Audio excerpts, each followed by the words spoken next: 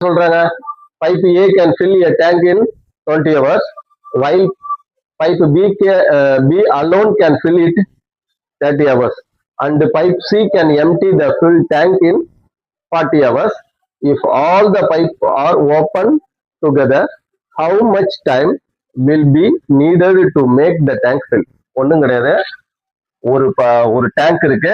இந்த டேங்கை ஏங்கிற பைப் வந்து நிரப்புனா 20 மணி நேரத்துல நிரப்பும். இந்த பைப்பு பேரு ஏ. அதே பிங்கிற பைப்பு இந்த டேங்கை நிரப்புனா 30 மணி நேரம் எடுத்துக்கும் தனித்தனியா. அடுத்தது சிங்கிற பைப்பு இந்த டேங்க்ல இருந்து தண்ணிய ஃபுல்லா இருக்கிற டேங்க்ல இருந்து தண்ணிய வெளியேற்றணும்னா அது எடுத்துக்கிற கால அளவு 40 மணி நேரம் எடுத்துக்குது. இப்ப இந்த 3 பைப்பையும்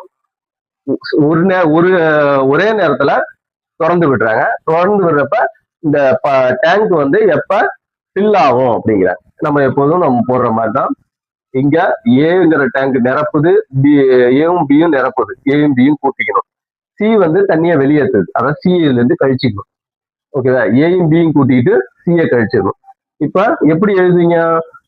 20 மணி நேரங்கிறத எப்படி எழுதுங்க? 1/20A பிளஸ் பி என்ன செய்யுது? 30 மணி நேரம், அத 1/30 எழுது. சி வந்து எவ்வளவு நேரத்துல வெளியேற்றுது? 40, அதை கழிக்கணும். ஏன்னா வெளியேற்றுற வச்சு நம்ம கழிச்சிடும். அது 1/40.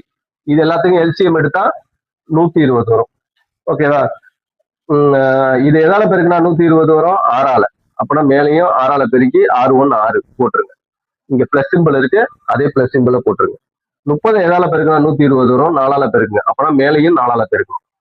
4 4 போட்டுருங்க. இங்க மைனஸ் சிம்பிள் இருக்கு, அப்படியே மைனஸ் சிம்பிளை போட்டுருங்க. 40 எதால பெருக்குனா 120 வரும்? 3ஆல. அப்பயும் மேலையும் 3ஆல பெருக்குங்க.